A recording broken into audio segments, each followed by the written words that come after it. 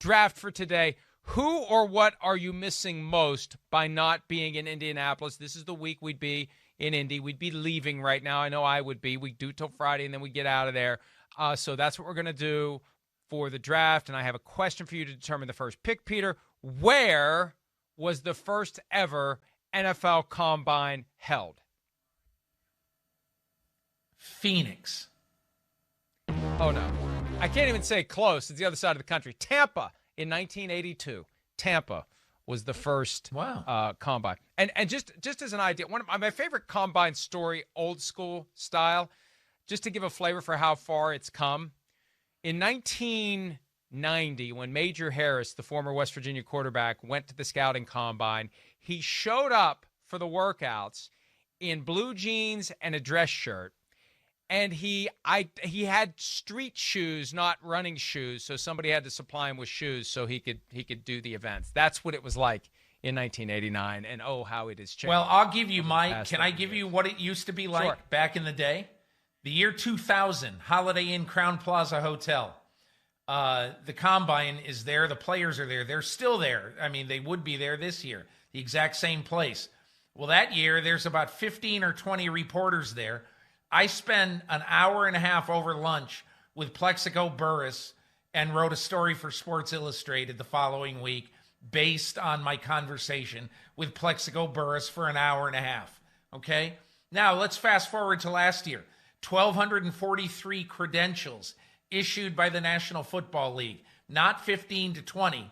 And for every player there, you were fortunate, and I mean fortunate, to get a question walking with them as they are walking off the podium and being led somewhere by security. That's the difference in the scouting combine. All right, first pick for me. And look, this is very basic, very simple, but it's also very true and authentic. The thing I miss the most is constantly searching for the Cowboys bus. Where is the Cowboys bus? It's the NFL's equivalent of the Oscar Mayer Wiener wagon. I know I am, constantly looking around in Indianapolis for that big giant white bus with the blue star on the side. I miss that. I miss running into a general manager or coach at 11:53 in the evening, a general manager or a coach who might have had a couple beers too many and might tell me something that he would not have told me at 9:43 in the morning, walking into the doors of Lucas Oil Stadium. That is what I miss.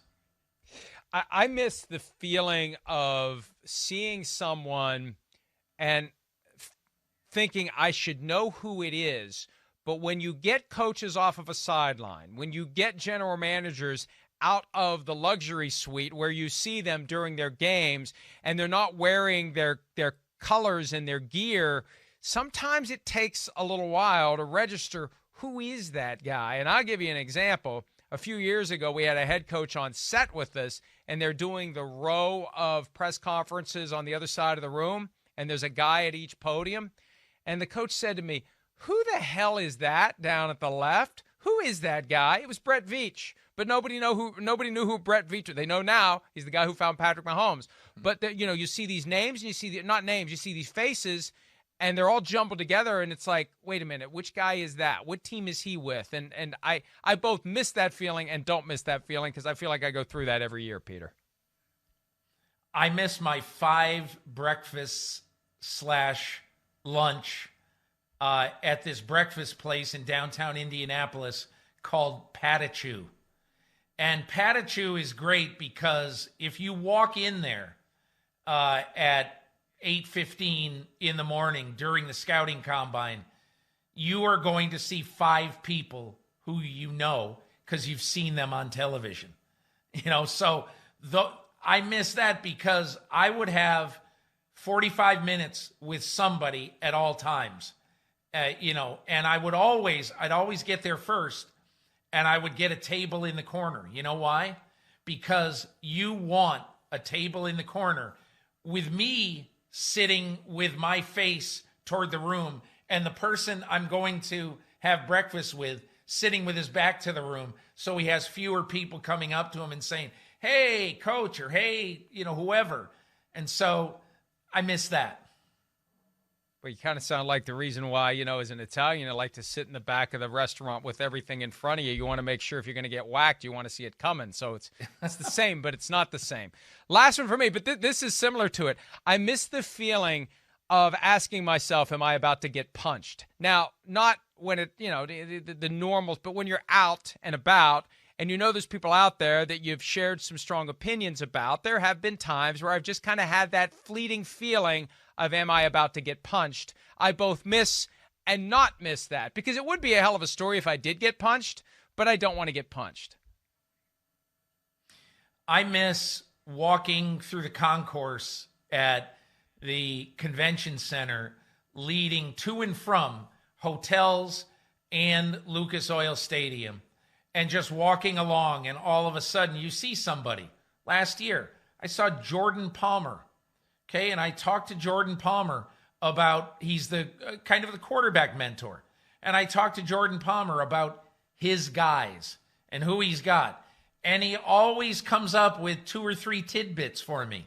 Or walking along and all of a sudden you see a trainer that you might know. And you might be able to ask him about a rehabbing player, which he can't talk about on the record, but because you know him, he might say, it might be longer than we thought. Those are the things that you miss, because those are the people that normally you would never see. Yeah, it's funny. There's a huge difference between yours and mine. Yours are more work related and actually about mining information. Mine are about the experience. But my last one is also about the experience. I miss pretending that the dinner spots in Indianapolis are actually good. I miss that. Because don't we do that every year? I mean, really, I'm not going to name names, but overrated is the word that comes to mind for some of the places, especially the one that everyone talks about. And maybe they use that special sauce to burn out your taste buds so you don't realize that the rest of the meal isn't very good. But Mike, you know what I have learned over the years going to Indianapolis? Don't just go here, okay? Go here. And that's where a lot of the NFL people are going now, because you go here, you got this small little circle, but go through the concentric circles. Go to Bluebeard next year. That's where I want you to go, Bluebeard. You're going to love Bluebeard. It's a great place. And there are a bunch of places like that. But I think Indianapolis, I love Indianapolis. I really love it. You know why? Because I go there for 5 days and I never get in a car. I just walk everywhere. Even Bluebeard is like a mile away. But it is so great to be able to go there and just to be able to say, oh yeah, that's 5 blocks over here. It's 3 blocks over there. I know they're going to move the Combine eventually, I'm sure, to L.A. because they need events at the new NFL campus there. I will miss Indianapolis as much as I miss anything about the NFL, because it is so convenient and you see everybody. It will be a huge mistake if they move it and they just don't care. They want to make it a bigger event than it already is, and the only way they're going to make it bigger is to take it from Indianapolis to L.A. So next year I'll go to Bluebeard, and while I'm looking out the window to spot the Cowboys bus, someone will punch me, and it will all come full circle. Hi, I'm Mike Tirico, and thanks for watching. Make sure to hit subscribe for the latest news and highlights from NBC Sports.